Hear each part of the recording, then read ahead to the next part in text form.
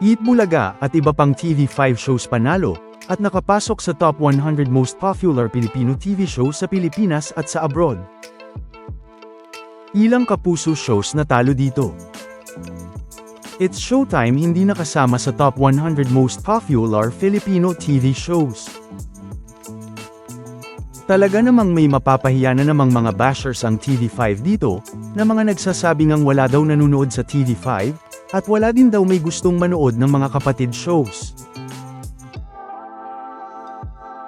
Dahil isa na naman ng patunay ang ipapakita natin sa video na ito, kung gaano mas pinapanood at mas tinatangkilik ang TV5 at mga kapatid shows, hindi lang sa Pilipinas kung hindi maging sa iba pang mga bansa. Dagdag pa nga dyan, ay gaya nga ng inaasahan mga kapatid, The Bark Ads at mga ka-highlights, ay nakasama din na sa top 100 most popular Filipino TV shows ang Eat Bulaga, pero nakakagulat man para sa iba, ay hindi naman nakasama dito ang isa pang noontime show sa bansa, na Showtime. Pero, bago nga tayo magsimula ay may ilan ngang mga nabago dito mula noong tignan natin ito noong March 2026, at kung paano nga nawala ang Showtime dito, na pag-uusapan naman natin maya-maya lang. Ilan nga sa mga nangunang mga TV shows na pinapanood ng marami sa mga Filipino all around the world, na mga nanood at mga hindi lang nagbigay ng ratings sa IMDb, kundi ito din ang mga patuloy na pinag-uusapan ng mga TV shows. Unang-una na nga sa mga number 1 list dito sa top 100 most popular Filipino TV shows ng IMDb, ay ang mutya ng Section E, na nangunguna pa rin ng TV shows, na pinalabas din sa TV5. Makikita din dito ang bagong primetime show ng TV5 na A Secret in Prague, na nasa top 4 list naman base sa IMDb.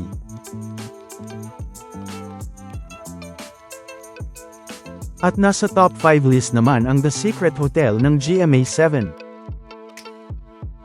Makikita din dito ang It's Okay to Not Be Okay na naipalabas din sa TV5, na nasa top 7 list naman.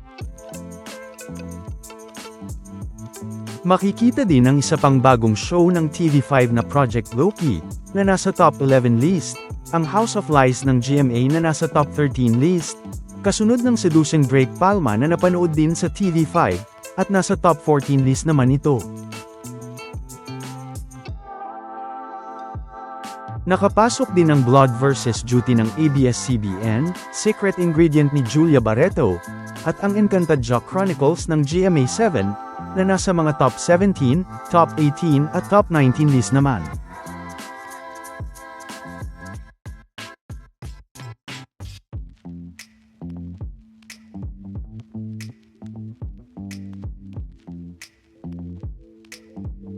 Magkasunod naman ang probinsyano ni Coco Martin, at Totoy Bato ni Kiko Estrada, na nasa top 21 at top 22 list naman.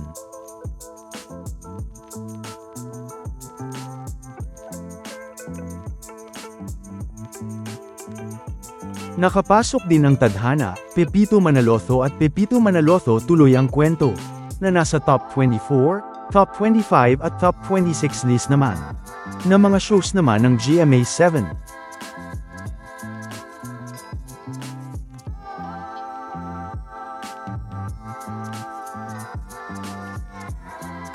Pero, nataasan naman ng Totoy Bato ang Batang Quiapo ayon sa top 100 most popular Filipino TV shows ng IMDb, dahil ayon nga dito, ay nasa top 27 list ang Batang Quiapo, at nasa top 22 list naman ang Totoy Bato.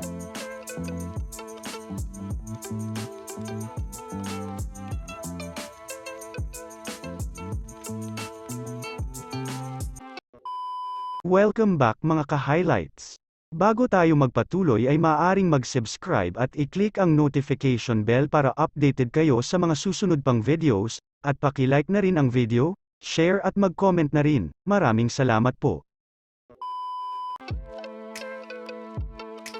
Makikita din dito ang What Lies Beneath na napanood din sa TV5 bago nawala dahil sa naging problema noon ng TV5 at ABS-CBN, na makikitang nasa top 29 list naman. Nakapasok din dito ang Incognito na napanood din naman sa TV5, at makikitang nasa top 35 list naman.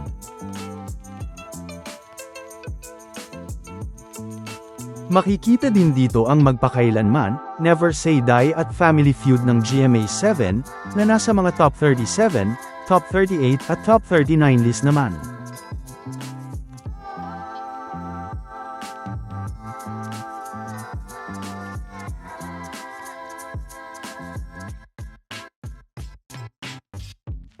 Nakapasok din ang mga shows na napanood din sa TV5 gaya ng Can't Buy Me Love at Roja, na nasa top 42 at top 43 list naman.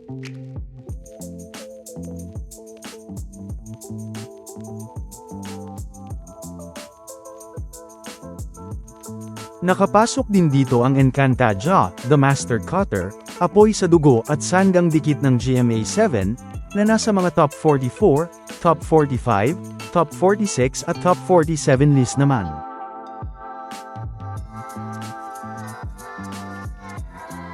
Nakapasok din nga dito ang My Father's Wife ng GMA7 na nasa top 48 list naman. Sins of the Father na nasa top 51 list naman, na napanood din sa TV5.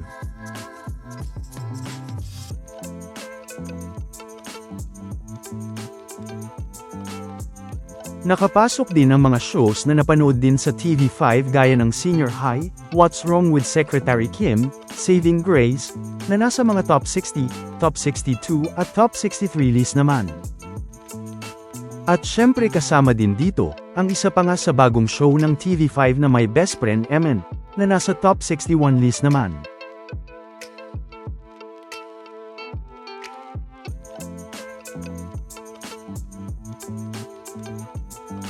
Makikita din dito ang parang normal activity ng TV5, na nasa top 68 list naman.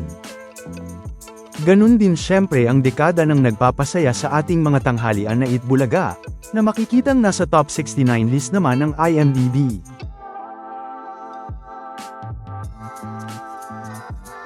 Nandito din ang iba pang mga shows ng GMA gaya ng Mga Batang Riles, Asawa ng Asawa Ko, at Hating Kapatid, na nasa top 72, top 74 at top 75 list naman.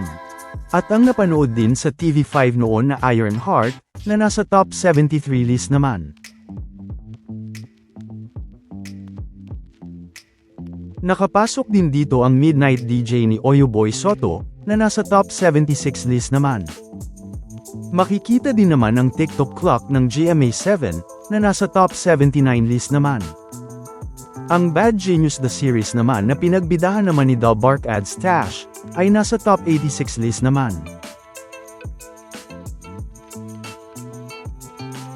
Makikita ding nasa top 87 list naman ang Lumuhod Ka sa Lupa ni Kiko Estrada. At top 88 list naman ang Lavender Fields na napanood din sa TV5.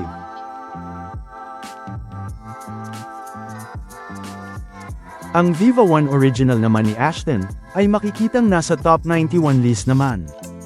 At ang Darna naman na napanood din naman noon sa TV5, ay nasa top 93 list naman. Na mga top 100 most popular Filipino TV shows na tinignan natin noong Linggo May 3, 2026, na kung saan ay makikita ngang hindi nga kasama sa top 100 list ang isa pang noontime show sa bansa na Showtime, na nasa top 98 list naman noong una naman natin itong nakita noong March 2026. Pero nawala na nga ngayong May 2026. Na mukhang tuloy pa nga ang pagdagdag ng pagtaas ng ratings ng ilang mga shows at TV shows dito, na dahilan kaya nawala ang Showtime sa top 100 list. Na isa na naman nga sa mga patunay, na mas pinapanood nga ang karamihan sa mga TV shows ng TV5, lalo na nga ang Mutya ng Section E na nasa top 1 list, at ang A Secret in Prague na nasa top 4 list pa nga sa IMDb. At syempre, mas pinapanood naman nga ang Itbulaga sa noontime, na nasa top 69 naman nga noong May 3, 2026.